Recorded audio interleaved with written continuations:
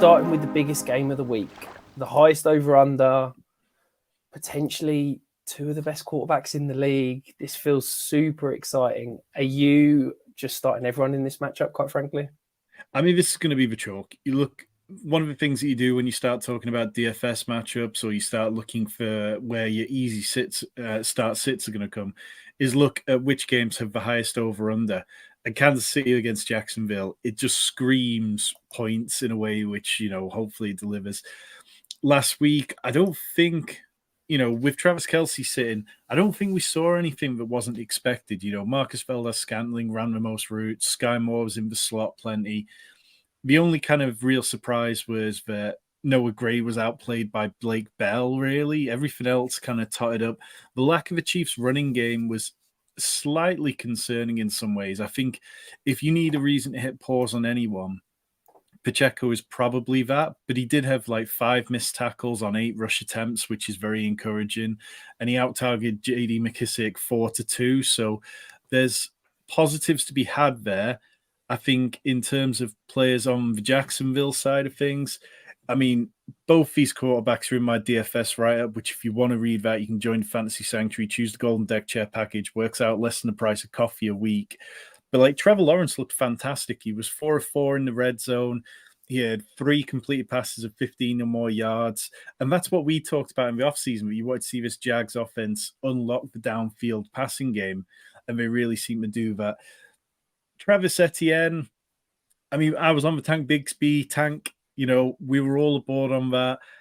And I don't think Etienne's usage was so strong that I'm completely worried about what it means for Tank Bigsby later on in the season. But for now, he should absolutely be starting Travis Etienne. I mean, he had, I lost the stat I had in front. Oh, there we go. 86% route participation, 16% target share, 53% of the rush attempts. And if you need something to hang your hat on to keep faith in Tank Bigsby in redraft, it was that he did get the goal line work down inside the red zone. And that's where his touchdown came from. So, yeah, I think you can start pretty much everyone apart from Christian Kirk, unless you really need to. Like, he played in 97% of 3 wide receiver formations, but only 18% of other formations. So he only played 60% of the snaps, well behind like Zay Jones at 88%, Calvin Ridley at 81%. And Christian Kirk is going to have better days closer to what he delivered last year.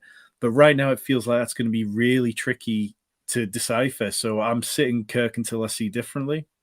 Yeah, I'm so excited about this Jaguars offense. I feel like I've been talking up for about 6 months, and it was so pleasing to see it look like everything I'd wanted it to be during the offseason. I really like Etienne's usage last week. I'm not a big Etienne guy. I've been kind of talking him down through the offseason, but I was really impressed with the volume of work and the pass catching work that he was also got, because that was part of the worry with Tank Bigsby being such a good big bodied pass catcher in college. With the Kirk usage, I think he's definitely going to have spike weeks. He's going to have weeks where, he is that underneath option. He can be used down the seam, out the slot. But the fact he's running behind Zay Jones and got on the field on 1-2 wide receiver set last week, and that was when Calvin Ridley was having a breather. So, yeah, I don't think I can, certainly in any managed league or in DFS, play Christian Kirk unless it's kind of a flyer.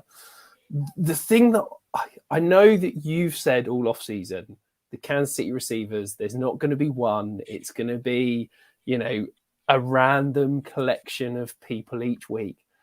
I'm really, really intrigued by Rashee Rice. Okay. I think that he showed last week in limited sample size that he was probably the most reliable. He is incredibly raw. He ran 3 routes in college, and he still needs to round out that route tree. But he is a big-bodied athlete that's good after the catch. And if he can start to round out that game, I'd love to see what he can become in this Kansas City offense. So, yeah, if you're looking for a sneaky under-the-radar buy, whether it be redraft or indeed dynasty, I think Rashee Rice is the guy to go and grab. Yeah, I think just to add to that, like if you're looking for ways to attack this game for DFS, Mahomes and Kelce is always going to be semi-popular. I would imagine the easiest stack for a lot of people will be putting some form of Mahomes, Kelce, Ridley, or Lawrence, Kelce, Ridley in, and just leaving it as that. But if you want to add Rashee Rice in for 3.8K, that definitely helps with the salary that you've spent elsewhere. So I wouldn't worry about doing that. I think that there's upside. I mean, the big barrier for Rashee Rice is, he only played 30% of the snaps, but it's not crazy to consider that he could easily bypass, Richie James, that he could get up there to sort of like be playing more even, possibly with Sky Moore, who didn't do a whole lot last week. We've got a question from T Money Reacts in the chat. He's saying, should I trade Olave for Etienne? Etienne would then be his running back 1. Or should I go for Bijan? I'm going for Bijan. I'm making it. If the Bijan owner is worried about Tyler Allgeier's usage, which we'll get into later when we get to the Falcons, but out of the two, I would be very much more targeting Bijan than Travis Etienne, even if I do think that this week Etienne's a fine start. Yeah, I feel like selling Olave for Etienne is probably selling a little bit low on Olave and buying a bit high on Etienne. I'd probably ward against doing that, but if you can go and get Bijan for Olave, I'd do that every day of the week.